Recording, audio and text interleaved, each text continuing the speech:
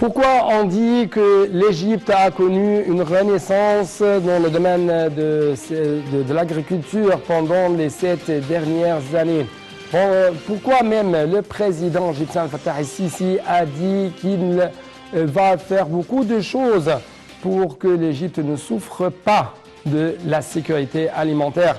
Et pourquoi l'Égypte essaie toujours de n'avoir aucune crise dans la fourniture des produits alimentaires en 2020 selon des rapports gouvernementaux et des témoignages internationaux?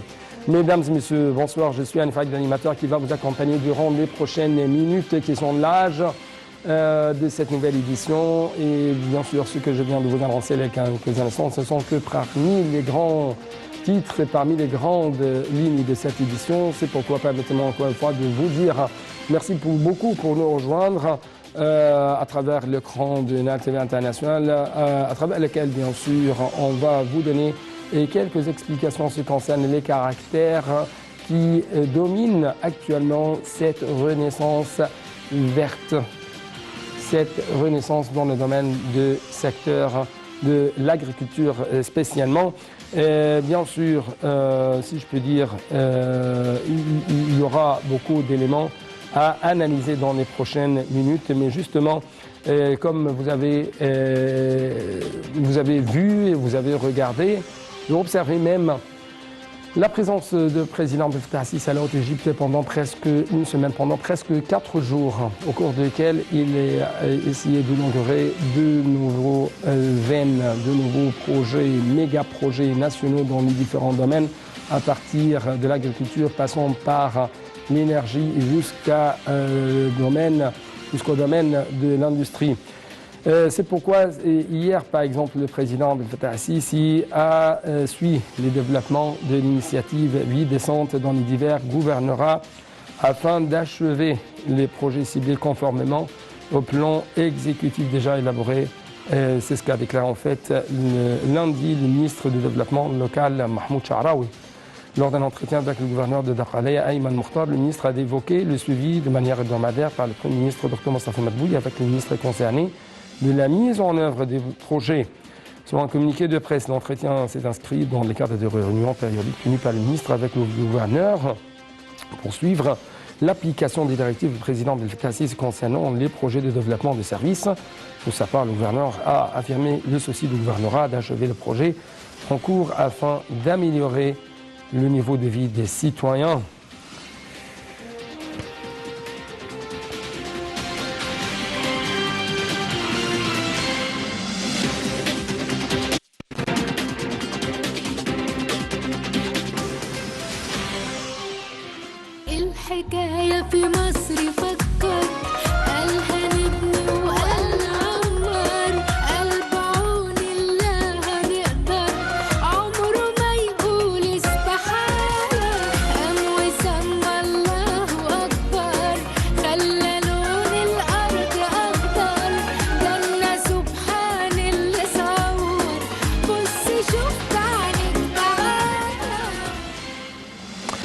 Donc, en fait, parmi les différents buts visés par l'État égyptien en ce qui concerne la vie décente, c'est le développement de la région rurale ou des parties rurales en Égypte, le changement de vie de presque 65% de la population égyptienne. Toujours à l'égard de cette renaissance verte dans le domaine du secteur agricole, on trouve que l'État cible la mise en œuvre d'une alimentation scolaire complète. Le Premier ministre, Dr Mostafa Madbouli, a réaffirmé que l'État ciblait la mise en œuvre d'un système d'alimentation scolaire pour assurer la disponibilité de repas complets comprenant tous les éléments nutritionnels dont ont besoin les élèves de l'ensemble des cycles scolaires et conformément au gouvernorat ciblé de pays en application directive du président Abdel Fattah el-Sisi. Le chef du gouvernement a tenu ses propos lors d'une réunion tenue lundi pour suivre l'état d'avancement du système en question en présence d'un nombre de ministres et de responsables concernés par ce dossier. M. Madbouli a ajouté que la réunion visait également à assurer la régularité de ce système ainsi qu'à suivre les mesures relatives à sa bonne gouvernance. A rappelé que le service d'information du gouvernement, SIG, a souligné que l'Égypte n'avait aucun ou plutôt n'avaient connu aucune crise dans l'approvisionnement en produits alimentaires et leur fourniture ont nécessité en 2021. Le service d'information du gouvernement a souligné que l'Égypte, a souligné même la stratégie de l'État égyptien pour le développement du secteur d'approvisionnement et du commerce intérieur qui est basé sur nombre d'accès dans la fourniture d'un stock stratégique de produits de base, leur disponibilité, leur présence régulière sur le marché avec l'expansion de la mise en place des centres logistiques et commerciaux et des chaînes d'approvisionnement, l'augmentation du nombre de produits alimentaires exposés dans les points de vente.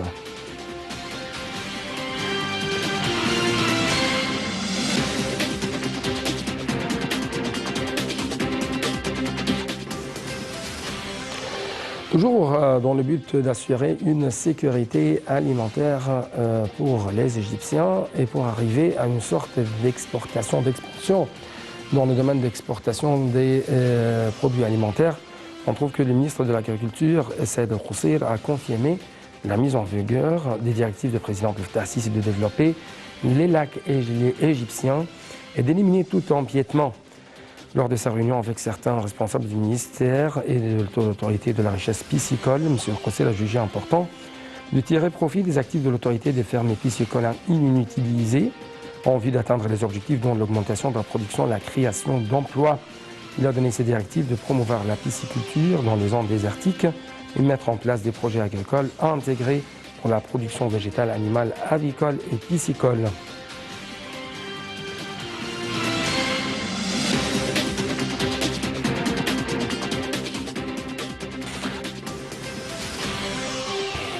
Donc, comme je viens de vous annoncer au début de cette édition, l'Égypte a connu une renaissance sans précédent dans le secteur agricole pendant les 7 dernières années.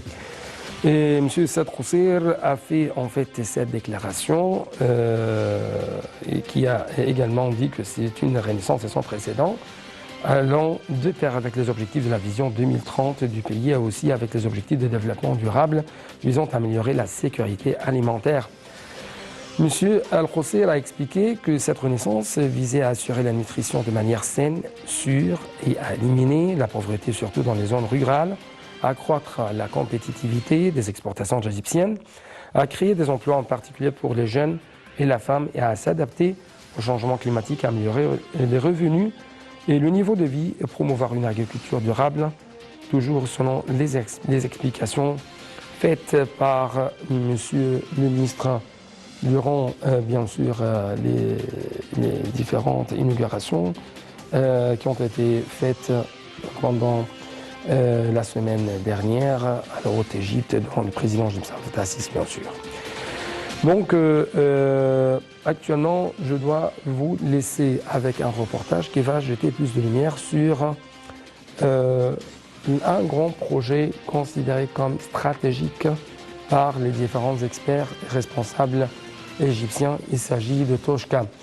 Et vous allez avoir plus d'informations en ce qui concerne les dimensions de ce projet et comment même l'État égyptien a essayé de ranimer, de redonner vie à ce projet stratégique qui a été adopté au cours, bien sûr, des années 90.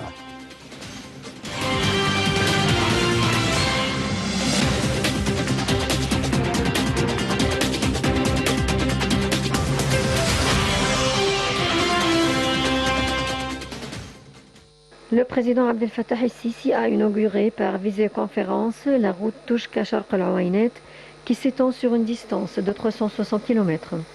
Lors de l'inauguration d'un certain nombre de projets dans le gouvernorat d'Aswan, le président el-Sisi a remercié les responsables chargés de la construction de route Toshka-Sharq el-Ouainet, estimant que la finalisation du projet de construction d'environ 350 km de route au cours de cette période était un remarquable exploit.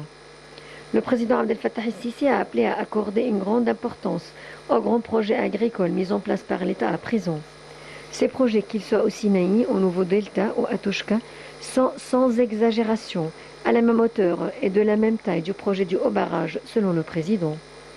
Le chef de l'État a mis l'accent sur l'importance du facteur du temps. On parle de 100 milliards de livres égyptiennes, le fait donc pour le cultiver peut coûter 200 000 livres égyptiennes, et nous ne pouvons pas ajouter cela à la charge de l'investisseur. Si nous voulons cultiver un demi-million de fédons, ils vont me dire faites-le pendant une période de 100 ans par exemple. L'Égypte ne possède pas le luxe du temps et nous ne pouvons pas mettre en risque sa sécurité alimentaire, a martelé le président Al-Sisi. Il a en outre souligné les possibilités de recours à la pisciculture à Toshka sans aucun dommage à l'irrigation et dans le lac Nasser pour une période d'1 ou 2 ans afin jusqu'à ce que la productivité devienne bonne.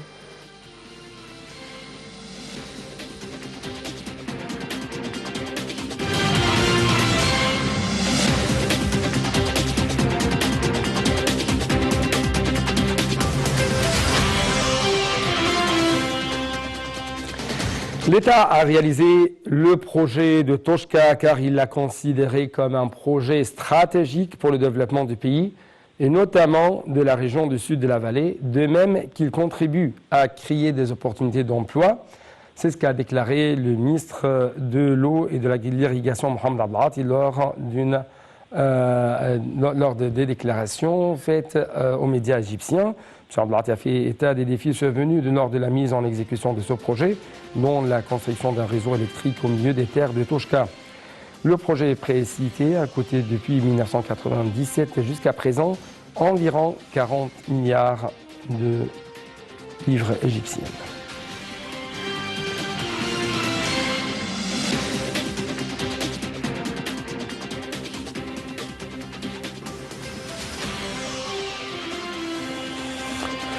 Donc, pour avoir plus d'analyse, pour jeter plus de lumière sur les différents caractères, si je peux dire, différents changements qui ont caractérisé le domaine de l'agriculture ici en Égypte durant les 7 dernières années. Nous avons en ligne de NATV International Madame Dora Fayrani.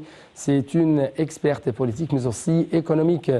Madame Dora, vous êtes toujours la bienvenue sur NATV International et bonne année.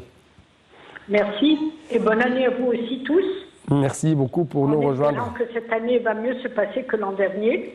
Oui, voilà. Donc, si je peux dire, à la fin de 2021, pendant la dernière semaine de décembre, il y avait des inaugurations très intéressantes, très primordiales pour l'Égypte tout entière, notamment dans le domaine de l'agriculture.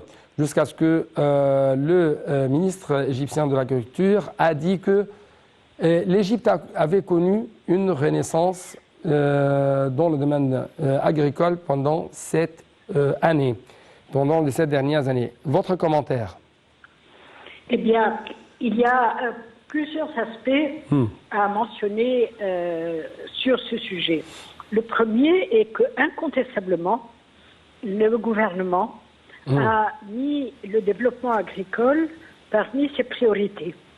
Et ceci est évidemment extrêmement important, d'une part parce que l'Égypte est loin d'avoir achevé sa renaissance agricole en termes d'augmentation de la productivité des terres existantes.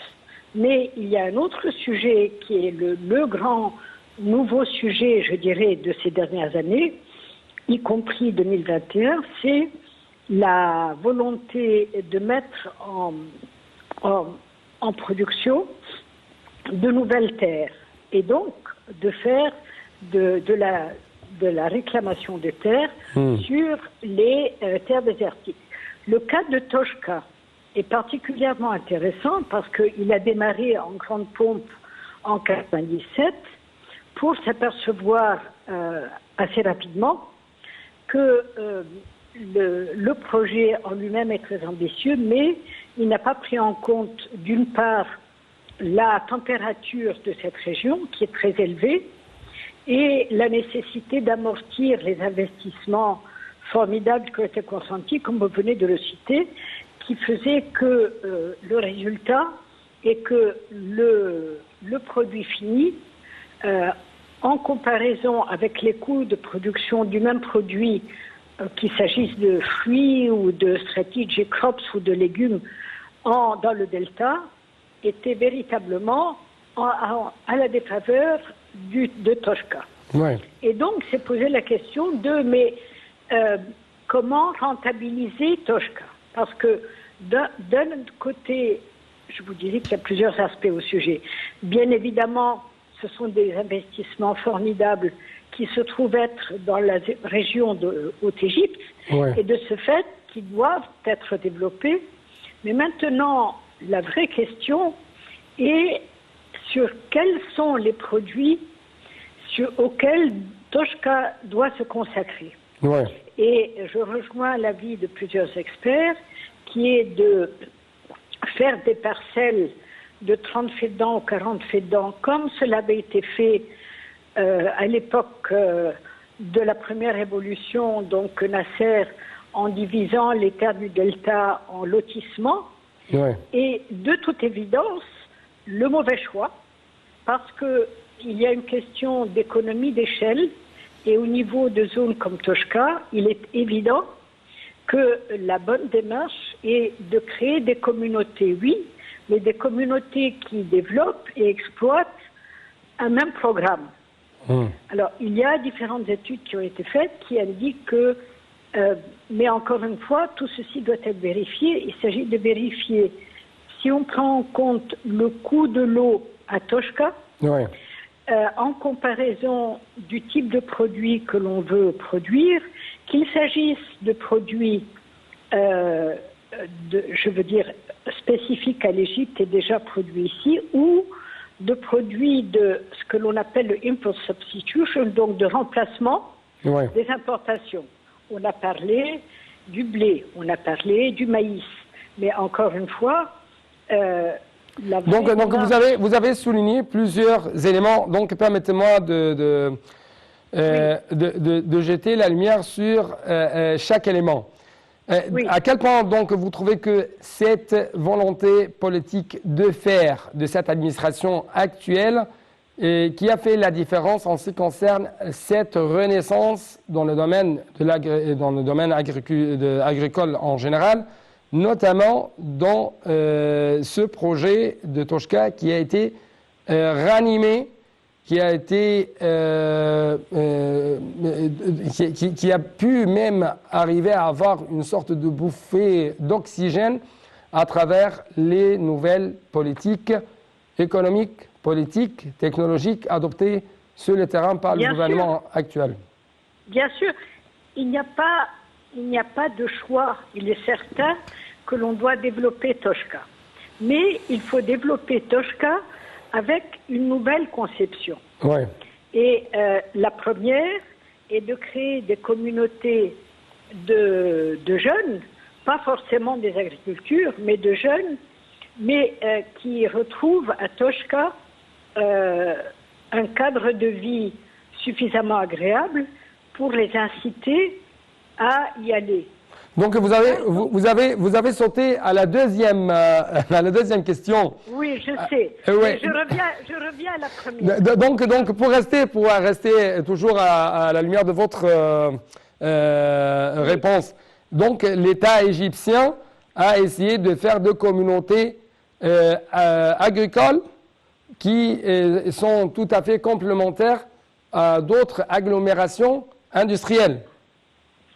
Oui, mais le point est qu'il faut créer des communautés autour du secteur agricole différentes des structures actuelles qui sont les coopératives agricoles qui ont prouvé qu'elles ne fonctionnent pas.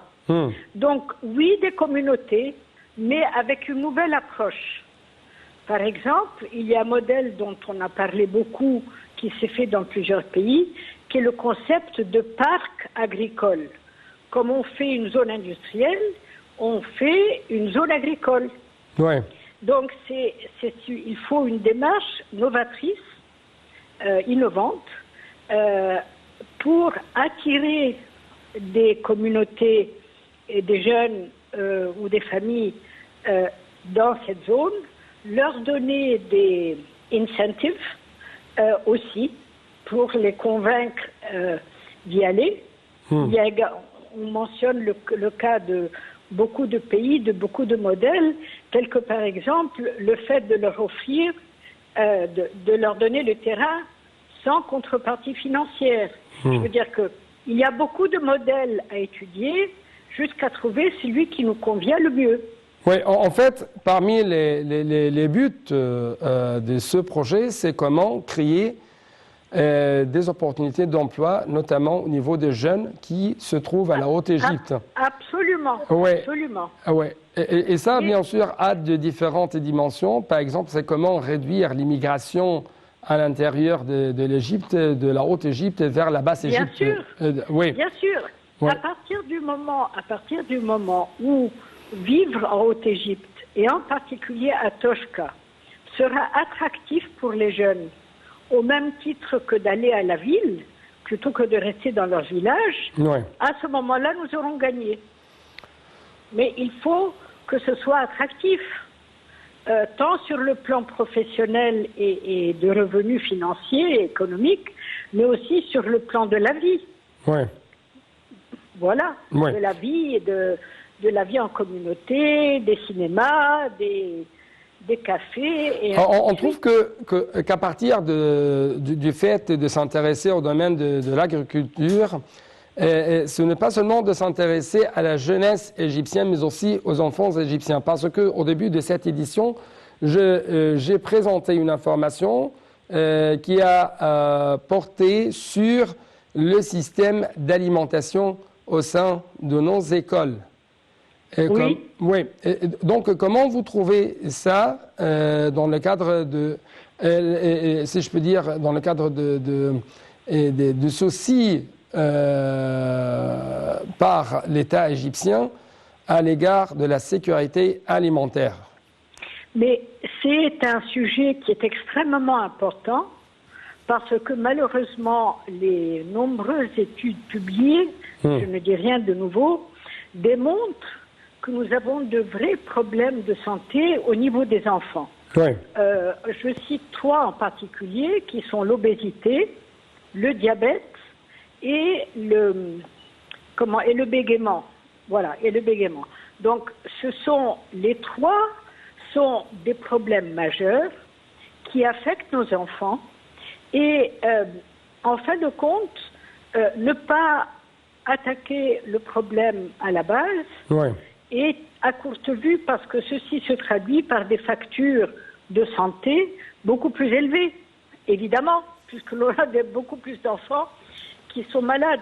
Ce dont je rêve, c'est que l'on crée autour des écoles, et ça peut être des communautés, des centres de production agricole où les enfants peuvent éventuellement travailler 1 heure ou 2 heures par jour, mais l'objectif final est qu'au lieu d'avoir ces petits biscuits-là qui leur distribuent, que ce soit des produits frais, soit des œufs, soit du lait, soit des fruits, soit des légumes, et produits dans leur communauté. Et bien sûr, ce système, et bien sûr, si je peux dire, ce système est considéré comme l'une des dimensions de l'initiative présidentielle Vie décente. C'est comment changer. Bien sûr. Absolument, ça fait partie d'un tout.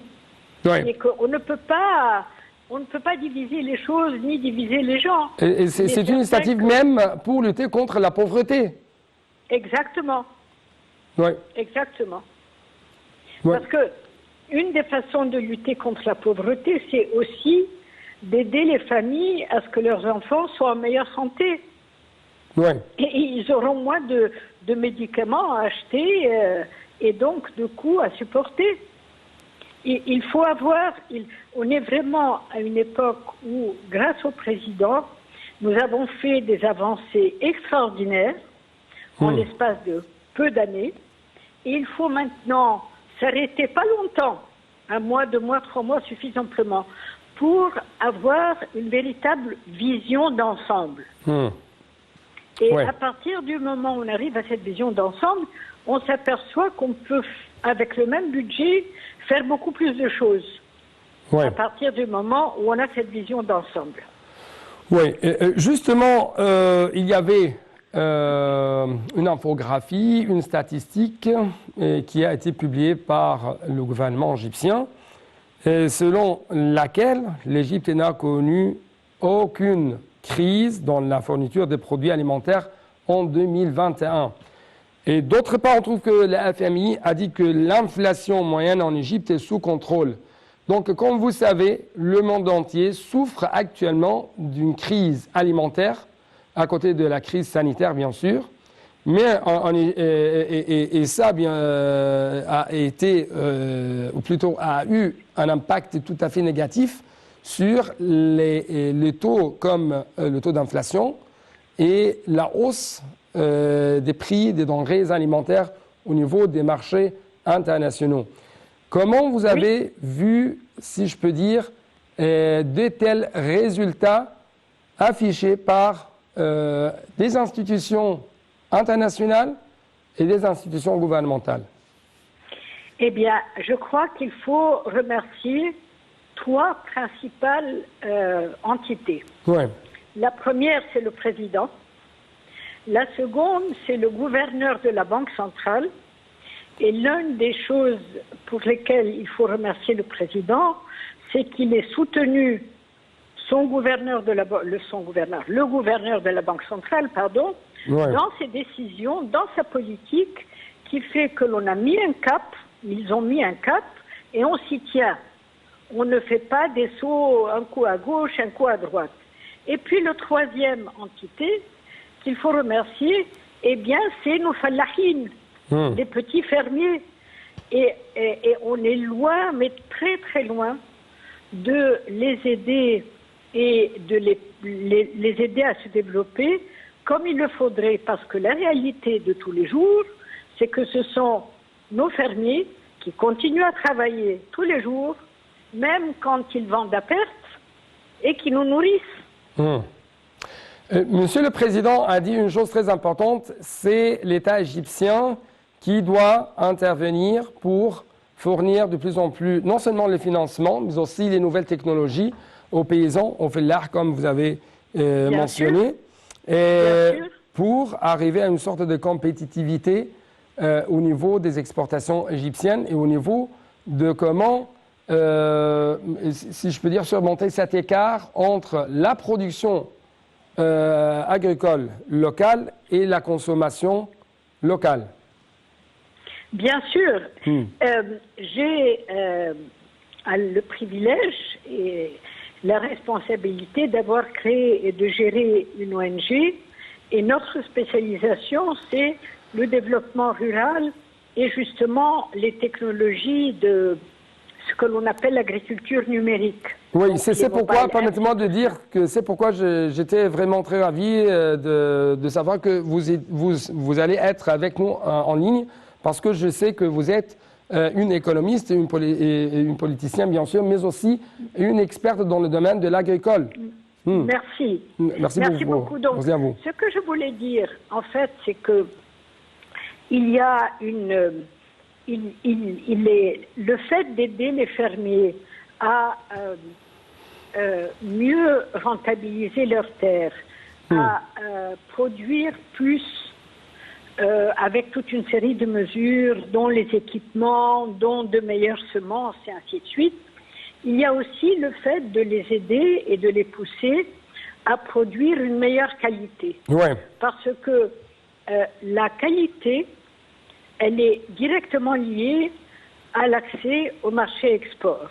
Ouais. Les marchés export sont de plus en plus exigeants et de ce fait, le fermier, qui est en fait le producteur de ce que nous exportons, doivent, pour pouvoir faire plus d'argent et pour participer à l'augmentation de nos exportations, produire une meilleure qualité.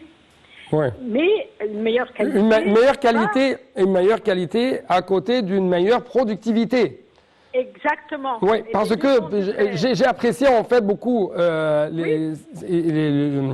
cette intervention faite par le président égyptien en ce qui concerne quelques éléments, quelques détails concernant la productivité dans les régions rurales. Par exemple, il a dit que les buffles, les buffles ici en Égypte ne produisent que presque 7 kilos de lait. Alors qu'il y a des recherches qui ont signalé que ce même buffle peut vraiment arriver à avoir 25 kilos de lait. Et c'est la même chose pour la viande, c'est la même chose même pour, dans le domaine de la pisciculture. Oui, mais le problème, voyez-vous, c'est qu'encore une fois, on approche le sujet. Je ne dis pas que je ne parle pas, mes mots ne sont pas dirigés vers le président. Je parle de fait, qui est qu'on approche le sujet d'une façon segmentée et pas d'une façon globale. Je m'intéresse entre autres beaucoup à la filière lait. Et dans le cas des buffles, de nos gamousses, bien sûr qu'elles peuvent produire beaucoup plus de lait, mais il n'y a pas de chaîne de valeur qui permet de valoriser ce lait. Donc, on va pousser le fermier à produire plus de lait, mais il n'y a pas de circuit organisé spécifique à la collecte du lait de buffle sans qu'il se mélange au lait de vache, à développer des produits spécifique au lait de buffle qui, de ce fait, augmente la valeur ajoutée au niveau du fermier. Il faut penser à tout ceci en même temps. Oui. Et, Madame, Madame, voilà. J'aimerais bien vous remercier à de telles explications, de tels éclaircissements de votre part en ce qui concerne les différentes dimensions de cette révolution dans le domaine de l'agriculture ici en Égypte. Donc, docteur Dora Fayani, merci beaucoup. Et justement, chers téléspectateurs, actuellement, nous devons passer à un autre reportage qui va jeter plus de lumière sur comment l'État égyptien a essayé d'investir de plus en plus dans ce domaine afin de le doper et afin d'arriver à une sorte d'exportation tout à fait compétitive au niveau international.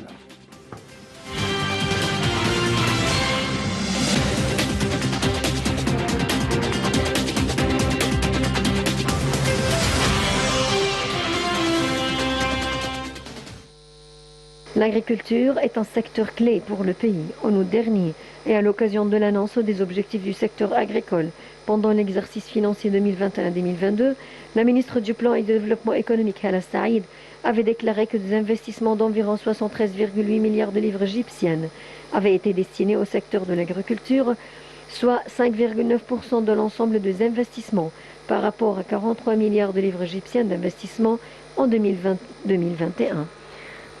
Le secteur agricole et ses activités liées à l'élevage, à l'aviculture et à la pisciculture sont la principale source alimentaire et d'intrants du secteur industriel, a souligné la ministre.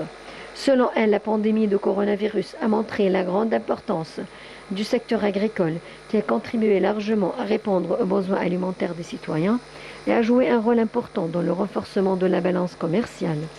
La contribution de l'agriculture à produit national brut est d'environ 15% selon le rapport du ministère du Plan et du Développement économique qui a indiqué que ce secteur renfermait en...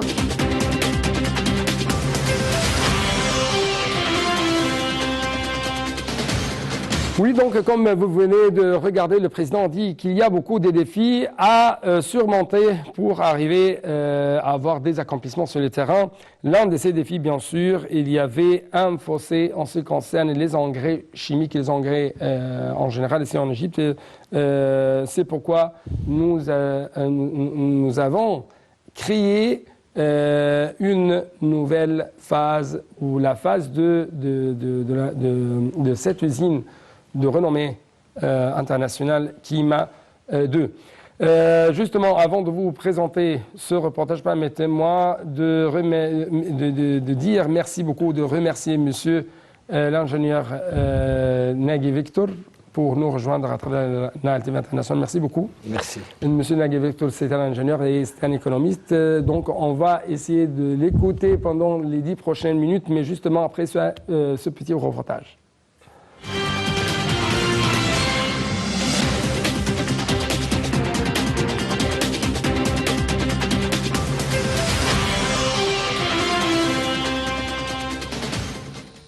L'usine Kima 2 a été créée avec un coût d'investissement d'environ 12 milliards de livres égyptiennes.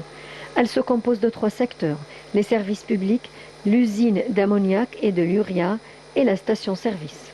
Le projet vise à produire de l'ammoniac et de l'uria avec du gaz naturel, à rationaliser la consommation de l'énergie, à utiliser les dernières technologies de l'industrie de l'uria et de l'ammoniac dans le monde entier, ainsi qu'améliorer la qualité des produits avec l'ajout de nouveaux produits, augmenter la capacité de production pour répondre aux besoins du marché égyptien, d'exporter à l'étranger, se conformer aux exigences environnementales, développer la Haute-Égypte, créer des opportunités d'emploi pour les jeunes et fournir des engrais pour l'agriculteur à un prix convenable. L'usine produit actuellement 1220 tonnes d'ammoniac par jour et 1570 tonnes urea brut par jour, dont 45% sont exportés vers les marchés à l'étranger, en plus de 55% vers les marchés locaux. L'usine exporte actuellement vers près de 20 pays autour du monde, notamment l'Amérique du Sud, l'Europe, l'Asie et l'Afrique. Le projet est construit sur une superficie de 60 faidans et offre près de 3700 opportunités d'emploi directs et indirects en Haute-Égypte. Kima 2 fournit 51% de la production des usines Kima au ministère de l'Agriculture pour soutenir le secteur agricole, notamment de sorte que l'usine Kima 2 constituera un bond sans précédent dans l'industrie chimique en Égypte, qui à son tour contribuera à la réalisation de nombreux gains économiques et sociaux.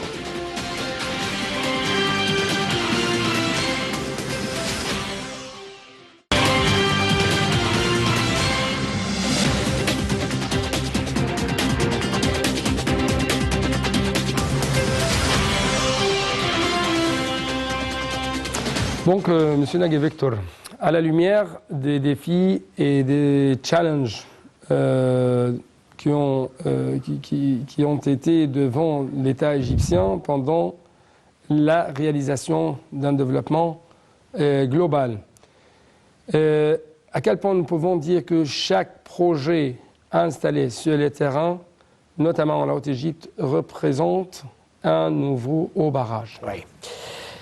Ça, c'est vrai ce que vous dites, mais je voudrais juste rajouter un petit point concernant Kima 2. Le rapport est largement suffisant, le rapport a tout dit. Seulement, moi, je voudrais signaler que l'industrie des fertilizers, des engrais, Ouais.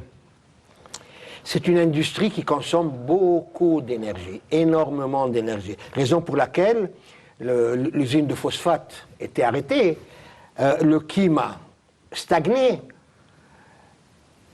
l'usine d'aluminium stagnait en place, parce que, et heureusement qu'on a eu Zohr, le gisement de Zohr. Donc maintenant, on a le gaz naturel, et justement, cet ammoniac et ce urea sont produits à travers le gaz naturel. Ouais. Donc, il n'y aurait pas eu cette combustion pour faire produire ces engrais, on n'aurait pas pu faire fonctionner ces usines. Ouais. Ça, c'est la première des choses. Ouais. Et moi, je pense que c'est un... écoutez, je ne sais pas si elle l'a mentionné ou pas dans le rapport, nous, on exporte à presque 20 pays. Ouais. On exporte à l'Amérique du Sud, en Europe, en Asie. Vous parlez de l'engrais ou De l'engrais. Ouais. De l'engrais. Ouais. Et c'est un Nous sommes produit presque précieux. les 6e ou le 5e exportateur, quelque chose comme ça, au niveau Voilà. des engrais, de l'urée. Ouais. Voilà. Donc ça, c'est une chose. Si l'on parle de Bemban, c'est un projet phare. Ouais. Et si on remonte dans l'historique de Bemban, l'Europe réfléchissait où implanter un champ pour produire Ouais. l'énergie solaire. Et il y avait le choix entre le Maroc, entre la Tunisie, entre la Libye, l'Égypte. Et pour finir, c'est en Égypte que ce projet a été réalisé. Ce projet, dans lequel il y a des investissements privés, mais il y a la Banque mondiale qui a investi dans ce projet, il y a le Fonds monétaire international qui a investi dans ce projet, et je veux vous dire une chose, mais je ne sais pas pourquoi notre média n'expose pas ces choses-là. La Banque mondiale vient de discerner un prix à l'Égypte pour le projet de Bemban. Ils ont appelé en réunion le conseil exécutif de la Banque mondiale. Ils ont fait une réunion à New York et à l'unanimité, le projet de Benban a été choisi comme le meilleur projet au monde. Comme le domaine de l'énergie. Ouais.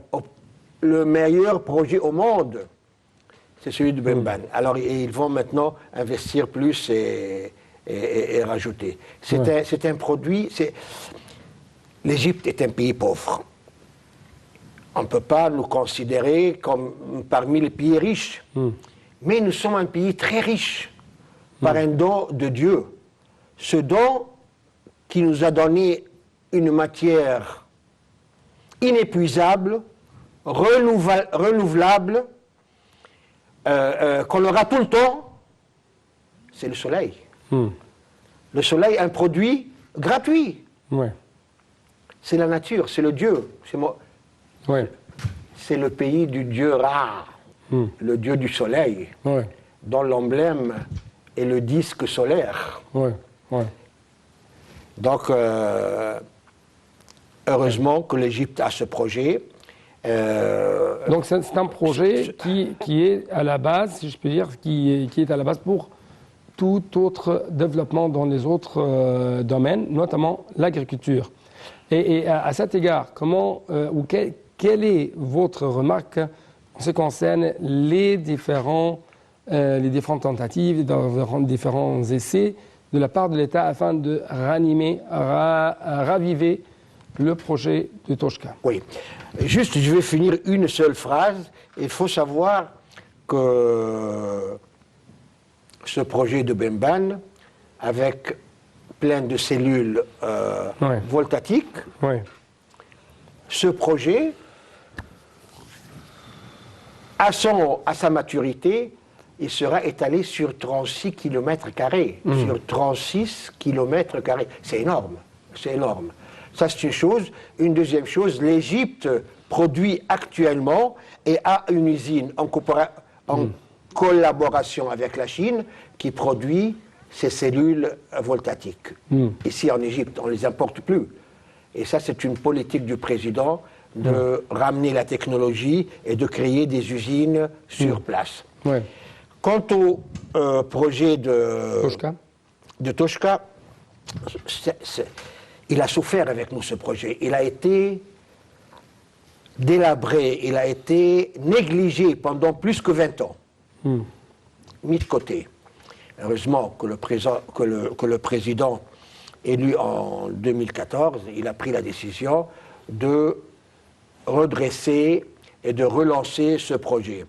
Ce projet qui s'étale sur presque 500 000 faits-dons. C'est énorme comme projet. Seulement, il y a 60% de cette terre qui est abordable, qui est qu'on peut aménager et il reste 40% du terrain. Ils ont affronté beaucoup de problèmes, dont pour creuser le canal de Cheikh Zayed qui alimente ce terrain en eau, on a dû creuser sur 9 km de long et 20 mètres de large dans du granit. Pareil, il y avait un obstacle, une sorte de colline ou de montagne, en granit toujours. Et le président a pris la décision de démolir ça et d'affronter. Il a été à la hauteur du défi. Ils ont utilisé 30 tonnes. D'explosifs, 30 000 tonnes, d'explosifs pour pouvoir exploser et faire... Les murailles de roches qui séparent... l'eau, qui empêchent l'eau de venir... aux terres agricoles. Oui, et je pense... Ou qui peut être agricole, bonifié. Qui sera.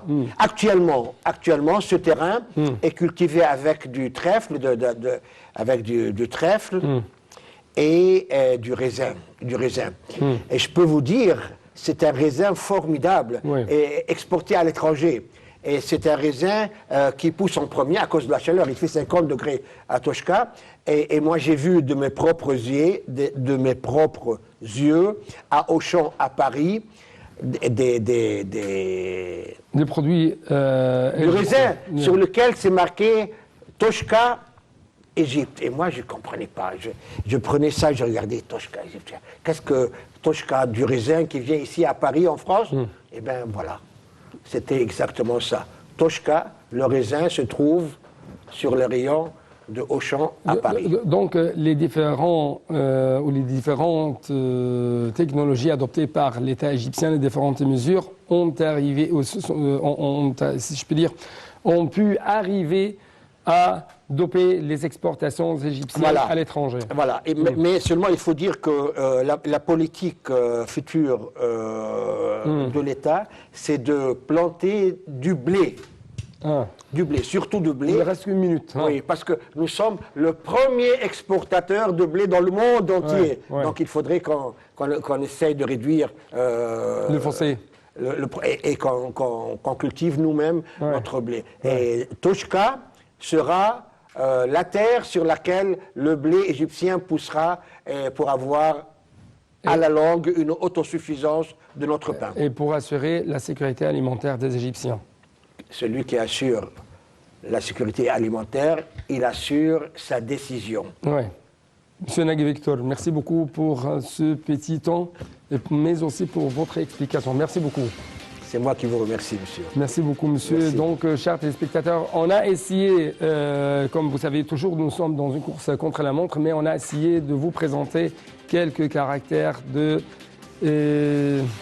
cette grande histoire qui s'est tracée sur la terre égyptienne dans le domaine de l'agriculture. Merci beaucoup pour votre attention et toujours bonne suite de notre programme sur l'Inter international.